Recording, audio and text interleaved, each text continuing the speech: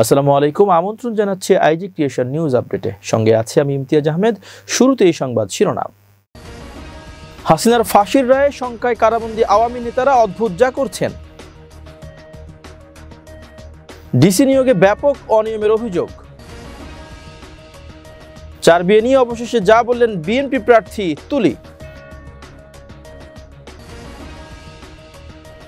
চীনা নাগরিকদের জাপান ভ্রমণ না করার আহ্বান। পাকিস্তানের সংবিধান সংশোধন, গ্রেপ্তার ও বিচার থেকে আজীবন দায় মুক্তি পেলেন সেনাপ্রধান অসীম মুনির। এবার বিস্তারিত।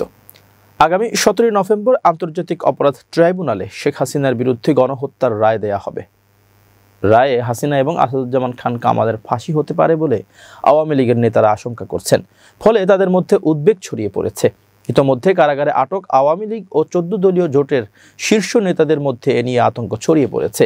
শেখ হাসিনার উপদেষ্টা সালমান এফ রহমান, সাবেক খাদ্যমন্ত্রী কামরুল ইসলাম, সাবেক শিল্পমন্ত্রী কালাম আহমেদ মজুমদার, সাবেক আইসিটি প্রতিমন্ত্রী জুনাইদ আহমেদ পলক, সাবেক বিমানমন্ত্রী ফারুক খান, সাবেক নৌমন্ত্রী শাহজাহান খান, সাবেক আইনমন্ত্রী আনিসুল হক, সাবেক শিক্ষামন্ত্রী ডক্টর দীপু মনি, সাবেক মন্ত্রী রাশেদ খান মেনন, সাবেক কৃষিমন্ত্রী আব্দুর রাজ্জাক, সাবেক পররাষ্ট্রমন্ত্রী হাসানুল হক ইনু, সাবেক পাটমন্ত্রী গোলাম দস্তগীর গাজী, সাবেক প্রধানমন্ত্রী শেখ হাসিনার বিদ্যুৎ, জ্বালানি ও খনিজ সম্পদ বিষয়ক উপদেষ্টা তৌফিকি ইলাহি, সাবেক বিচারপতি AHM শামসুদ্দিন চৌধুরী মানিক, সাবেক স্বরাষ্ট্র সচিব জাহাঙ্গীর আলম, আওয়ামী লীগ নেতা আমির হোসেন আমু, বাণিজ্যমন্ত্রী টিপু মুন্সি, সাবেক সংস্কৃতি মন্ত্রী আসাদুজ্জামান নূর, আওয়ামী লীগের সাংগঠনিক সম্পাদক আহমদ হোসেন, মুক্তিযুদ্ধ বিষয়ক প্রতিমন্ত্রী এবি তাজুল ইসলাম সহ প্রায় সবার মধ্যে এ নিয়ে নানা গুঞ্জন চলছে। অনেককে বিষণ্ণ দেখা গেছে গত কয়েকদিন ধরে।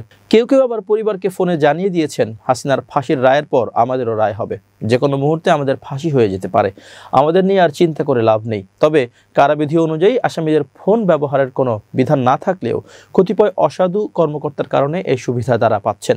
কারাবন্দী বাম ঘরানার নেতারাও যেমন ইনু, মেনন, শাহজাহান খানেরাও এখন নামাজ রোজা শুরু করেছেন। তারা আল্লাহর কাছে কান্নাকাটি করছেন বিপদ মুক্তির জন্য। ইতোমধ্যে রায় ঘোষণাকে ঘিরে ঢাকা এবং ঢাকার বাইরের কারাগারে বাড়তি নিরাপত্তার ব্যবস্থা করা হয়েছে। জাতীয় নির্বাচন ঘনিয়ে আসতেই 29 জেলার জেলা প্রশাসক বদলি ও নতুন নিয়োগ দিয়েছে সরকার। জনকণ্ঠে প্রকাশিত এক প্রতিবেদনে বলা হয়, এই পদায়ন ঘিরে ফের উঠেছে নিরপেক্ষতা, দক্ষতা ও রাজনৈতিক আনুগত্যের প্রশ্ন।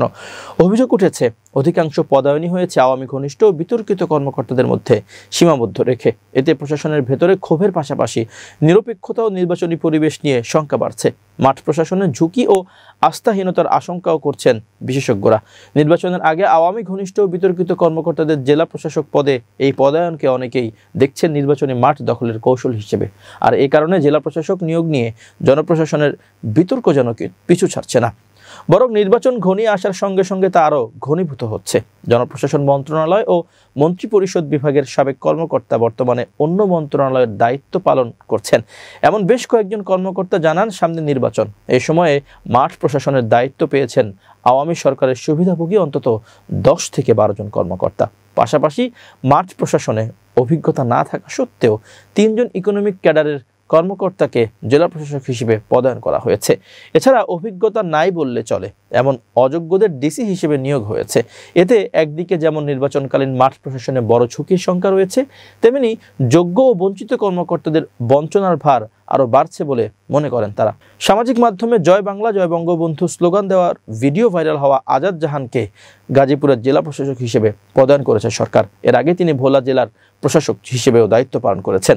আওয়ামী ঘনিষ্ঠ এই কর্মকর্তার বিরুদ্ধে দুর্নীতির মাধ্যমে নিজ এলাকায় 100 একর জমিতে মৎস্য ঘের তৈরির অভিযোগ রয়েছে। তা সত্ত্বেও তাকে নির্বাচনকালীন সময়ে গুরুত্বপূর্ণ জেলা গাজীপুরের ডিসি হিসেবে দায়িত্ব দেওয়ায় প্রশাসনের ভেতরে অসন্তোষ দেখা দিয়েছে। একইভাবে সামাজিক মাধ্যমে আওয়ামী লীগ ও বঙ্গবন্ধু পরিবারের সদস্যদের ছবি ও বার্তা শেয়ার করা উপসচিব আফসানা বিলকিসকে মাদারীপুরের জেলা প্রশাসক হিসেবে পদায়ন করা হয়েছে। বিভিন্ন সময় তিনি শেখ হাসিনা, শেখ রেহানা এমনকি টিউলিপ রেজওয়ানার ছবিও নিজের ফেসবুকে শেয়ার করেছেন। সরকারি কর্মকর্তা হয়েও এমন দলীয় সংশ্লিষ্টতা প্রকাশ্যে আনায় প্রশাসনের ভেতরে সমালোচনার সৃষ্টি হয়েছে। অন্যদিকে নড়াইলের সাবেক ডিসি শারমিন আক্তার জাহানকে ব্রাহ্মণবাড়িয়ার ডিসি করা হয়েছে।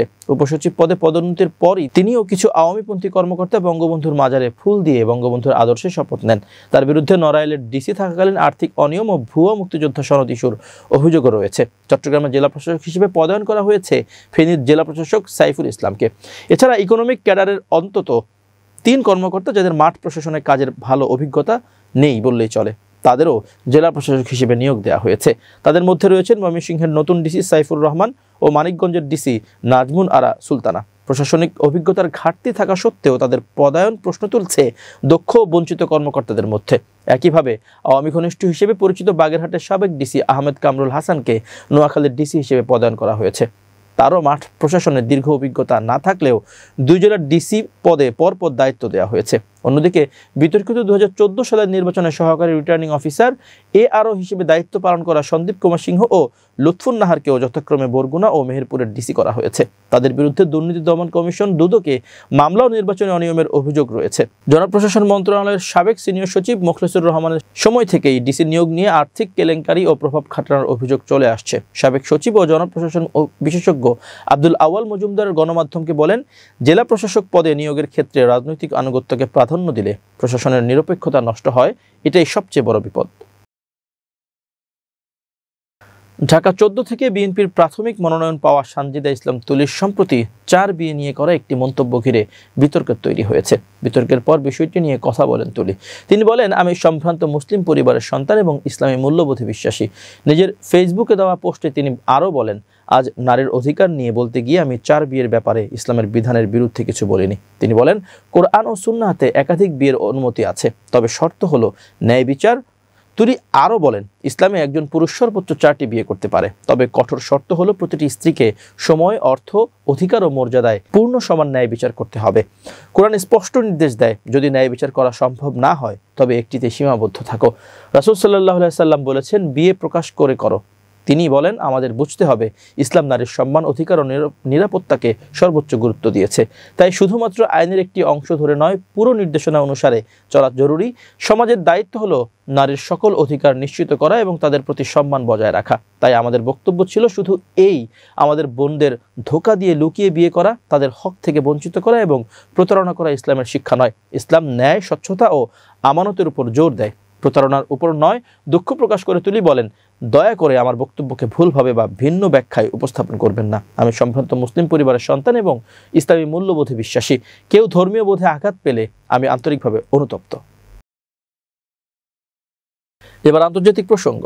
বেইজিং কর্তৃপক্ষ চীনা নাগরিকদের আপাতত জাপান ভ্রমণ না করার আহ্বান জানিয়েছে। তাইওয়ান ইস্যুতে জাপানের প্রধানমন্ত্রীর মন্তব্যের জেরে উত্তেজনা তৈরি হয়েছে 2 দেশের মধ্যে। এই প্রেক্ষাপটে চীন তার নাগরিকদের এমন পরামর্শ দিয়েছে। শুক্রবার গভীর রাতে এক বিবৃতিতে চীনের পররাষ্ট্র মন্ত্রণালয় জানায়, তাকাইচি তাইওয়ান ইস্যুতে উস্কানিমূলক মন্তব্য করেছেন, যা 2 দেশের পারস্পরিক বিনিময়ের পরিবেশকে নেতিবাচকভাবে প্রভাবিত করেছে। বিবৃতিতে আরও বলা হয়, বর্তমানে জাপানে অবস্থানরত চীনা নাগরিকদের জীবন ও শারীরিক নিরাপত্তা ঝুঁকির মধ্যে রয়েছে। তাই তাদের স্থানীয় নিরাপত্তা পরিস্থিতির প্রতি সর্বোচ্চ সতর্ক থাকার পরামর্শ দেওয়া হয়েছে। তাকাইচি চলতি মাসের শুরুতে পার্লামেন্টে বলেন, তাইওয়ানকে কেন্দ্র করে কোনো সামরিক জরুরি অবস্থা সৃষ্টি হলে তা জাপানের টিকে থাকার জন্য হুমকি হিসেবে বিবেচিত হতে পারে। তাহলে জাপান সামরিক হস্তক্ষেপ করতে পারে। এই মন্তব্যের পরই 2 পক্ষের মধ্যে উত্তেজনা তৈরি হয়। এর ফলে চীন থেকে জাপানের পর্যটন ও 2 দেশের বিভিন্ন বিনিময় কর্মসূচি নিয়ে উদ্বেগ বাড়ছে। জাপান ন্যাশনাল ট্যুরিজম অর্গানাইজেশনের তথ্য অনুযায়ী চলতি বছরের জানুয়ারি থেকে সেপ্টেম্বর পর্যন্ত চীন থেকে ৭৪,৮০,০০০ পর্যটক জাপান ভ্রমণ করেছেন, যা সব দেশ ও অঞ্চলের মধ্যে সর্বোচ্চ। জাপানের প্রধানমন্ত্রীর এই মন্তব্যের পরেই শুক্রবার উভয় দেশই একে অপরের রাষ্ট্রদূতদের তলব করে। একই দিন রাতে জাপানে অবস্থিত চীনা দূতাবাস তাদের উইচ্যাট অ্যাকাউন্টে একটি সতর্কবার্তা জারি করে। চীনা দূতাবাসের পোস্টে বলা হয়, তাইওয়ান বিষয়ে জাপানি নেতাদের প্রকাশ্যে উস্কানিমূলক মন্তব্য 2 দেশের জনগণের পারস্পরিক সম্পর্কের পরিবেশকে ক্ষতিগ্রস্ত করছে। বর্তমান পরিস্থিতি জাপানে চীনা নাগরিকদের ব্যক্তিগত নিরাপত্তা এবং জীবনের জন্য উল্লেখযোগ্য ঝুঁকি তৈরি করেছে। পাকিস্তানের সেনাপ্রধান ফিল্ড মার্শাল অসীম মুনিরকে অভূতপূর্ব ক্ষমতা দেওয়ার পক্ষে ভোট দিয়েছে দেশটির পার্লামেন্ট। একই সঙ্গে তাকে গ্রেপ্তার, মামলা ও বিচার প্রক্রিয়া থেকে আজীবন দায়মুক্তি প্রদান করা হয়েছে। বিশ্লেষকদের মতে এই সিদ্ধান্ত পাকিস্তানের স্বৈরতান্ত্রিক প্রবণতা আরও জোরালো করবে। নতুন সংশোধনীর ফলে 2022 সাল থেকে সেনাপ্রধান হিসেবে দায়িত্ব পালনকারী অসীম মুনির এখন পাকিস্তানের নৌ ও বিমান বাহিনীরও তদারকির ক্ষমতা পাবেন। তার ফিল্ড মার্শাল পদবি আজীবনের জন্য বহাল থাকবে এবং অবসর পরেও রাষ্ট্রপতির নির্দেশে দায়িত্ব পালনের সুযোগ থাকবে, যা তাকে জনপরিসরে দীর্ঘমেয়াদী প্রভাবশালী ভূমিকা নিশ্চিত করবে বলে মনে করা হচ্ছে। বৃহস্পতিবার স্বাক্ষরের মধ্য দিয়ে সংবিধানের ২৭তম সংশোধনী কার্যকর হয়েছে। এই আইনে শুধু সেনাবাহিনী নয়, দেশের সর্বোচ্চ আদালতগুলোর কাঠামোতেও বড় ধরনের পরিবর্তন আনা হয়েছে। সরকারি পক্ষের দাবি, সংশোধনীটি সশস্ত্র বাহিনীর প্রশাসনিক কাঠামোকে শক্তিশালী করবে এবং আদালতে মামলার জট কমাতে সহায়তা করবে। তবে সমালোচকদের মতে এটি বেসামরিক প্রতিষ্ঠানের উপর সামরিক প্রভাবও বাড়িয়ে দেবে। দীর্ঘদিন ধরেই পাকিস্তানের রাজনীতিতে সেনাবাহিনী প্রভাবশালী ভূমিকা পালন করছে, কখনো সরাসরি অভ্যুত্থান, আবার কখনো পর্দার আড়ালে রাজনৈতিক নিয়ন্ত্রণ। জেনারেল জিয়াউল হক ও জেনারেল পারভেজ মোশাররফের শাসনামল এর স্পষ্ট উদাহরণ। বিশেষজ্ঞরা বলছেন, এতদিন পাকিস্তানে যে হাইব্রিড শাসন ব্যবস্থা চলছিল, এই সংশোধনীর ফলে তা আরও এক ধাপ সামরিক আধিপত্যের দিকে এগিয়ে গেল। যুক্তরাষ্ট্রের উইলসন সেন্টারের দক্ষিণ এশিয়া ইনস্টিটিউটের পরিচালক মাইকেল কুগেলম্যান মন্তব্য করেন, পাকিস্তান এখন পোস্ট হাইব্রিড ব্যবস্থায় প্রবেশ করেছে, যেখানে বেসামরিক সামরিক ভারসাম্য প্রায় সম্পূর্ণভাবে নষ্ট।